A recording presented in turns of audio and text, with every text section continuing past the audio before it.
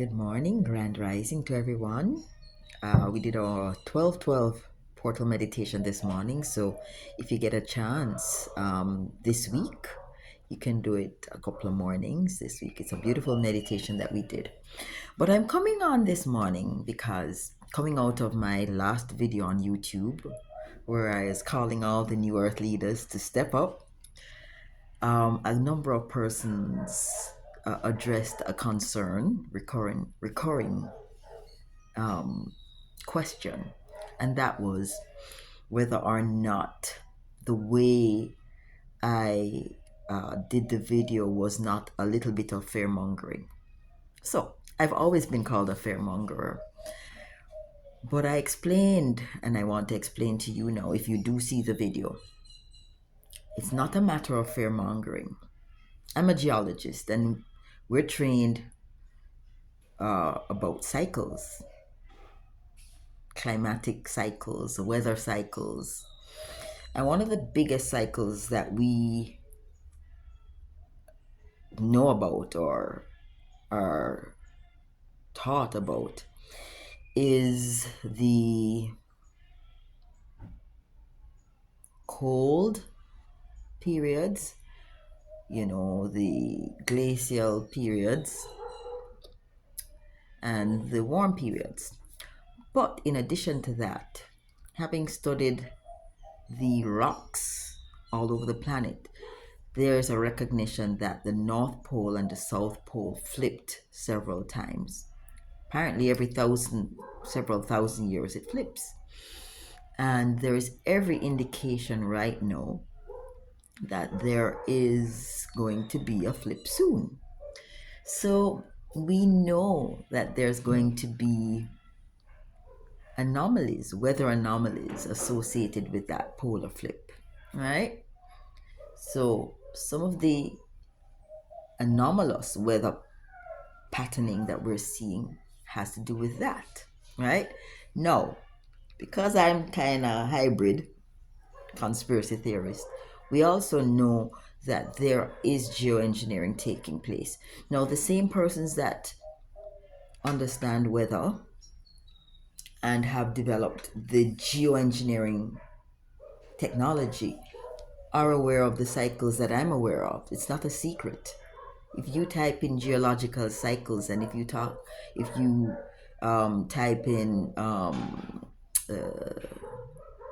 polar shifts, you will get all the information you need. The confusion is that the two are being overlaid. And so it's difficult for us to be able to tell what is natural cycle and what is geoengineering.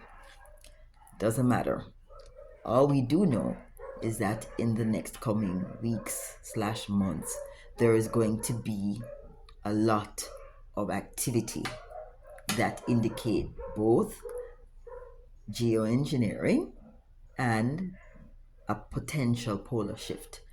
Right now, the solar flares are coming, one after the other after the other. There's going to be a massive eruption. The sun is not facing the earth at this moment, but in another couple of days, it's going to be facing the earth. And there's a possibility of a Carrington event. Carrington event is when the solar flare is so powerful that it, being earth directed, charges the ionosphere with so much photons that we have aurora borealis going all the way down to the Caribbean. Okay, that hasn't happened for hundreds of years. Okay, back in 1800 and something, right? So they know that those possibilities exist. If that happens, then the grid will go down. Okay, they know this. And so when people say that these things are a possibility, it's not fear mongering, it's pattern recognition and sharing the potential for those things, those patterns to be repeated. No. One of the main concerns that some people shared was that, okay, the elite, the powers that be know that they have these things planned, so they give us this information so that we, with our focus and attention, can give the issue enough energy so that it can actually manifest. And that is true. But what would you rather do? Be prepared or not be prepared? What would you rather do? Have me say something or just not say anything? And then when it happens, I go, okay, well, I knew, but I didn't want to say anything. I don't know. It's kind of like a catch 22. All I'm saying is that whatever happens, we hold a calm center, we remain steady and focused, and we assist in calming people around us that might be overwhelmed by what is unfolding. Nothing more to it. There's a group of us that understand what is happening, and we're going to be able to explain to people what is happening when it starts to happen. Right? That's all. It's not fear mongering. It's not me telling you to be scared. Absolutely no fear. Because when you have no fear, then you you you can't be, your essence can't be harvested. A lot of the reason why some of this information is coming out now is to get a whole bunch of people into fear. We're not talking about fear here. We're talking about being empowered with information so that when you walk with confidence, knowing what will happen next. We're not going to know everything, but we're certainly going to be in a position to help those people who are absolutely clueless and who think, oh, nothing will happen. Right? Remember, it's small things that will happen that will cascade and create bigger things. So, for example, a simple thing like in Florida, it got cold and all the iguanas are flash freezing.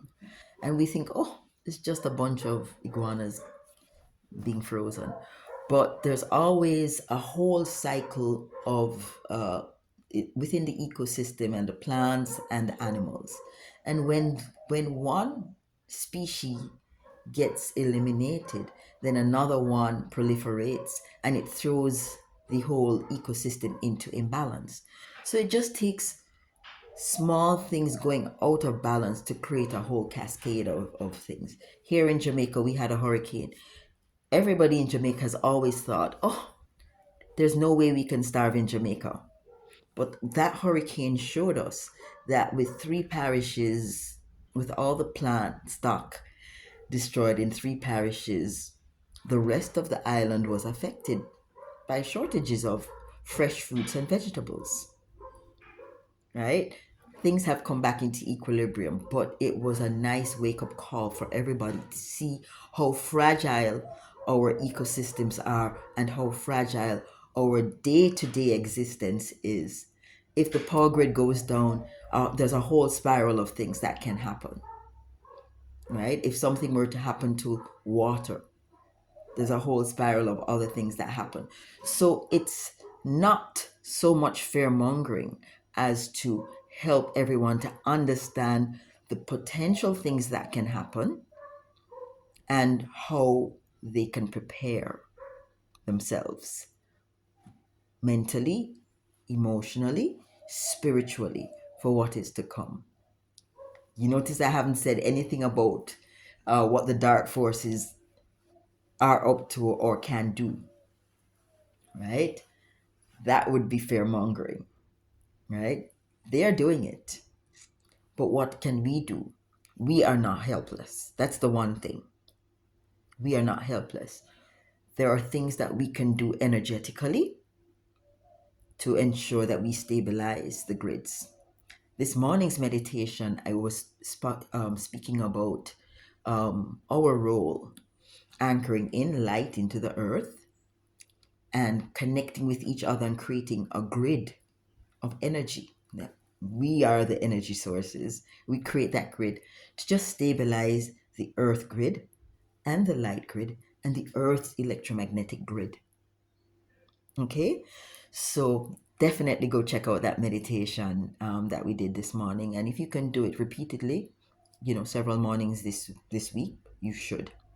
There's going to be an eclipse at the new moon, February 17th, that also is signaling in Chinese astrology the new year, the beginning of the fire horse year. So those are thousands of years of wisdom collected, connected to those dates. So when we say we're going to do a meditation on that day, yeah, you should join, because there's a lot of cosmic power behind us to be able to add our energy, our intentions, and our vision of heaven on earth. Okay, so just keep watching this space. I'm going to be announcing the New Earth Leadership Training um, offering that I am going to be launching on the 17th. So you need to register before so you can be involved starting from the 17th, and we're going to go right up until June, the summer solstice. And if you feel called, like if you feel like you need to be in the know about certain things, then it's definitely something that you should participate in. And yeah, I can come here and I can talk and talk and talk and talk about it. But then guys are just gonna scroll past, right? But when you commit and sit with other people and you get to share and ask questions and give your opinion, and we all talk it out, then we come up with a whole strategy of how to deal with the next coming months. Okay, so you will get the information. I will share it right here.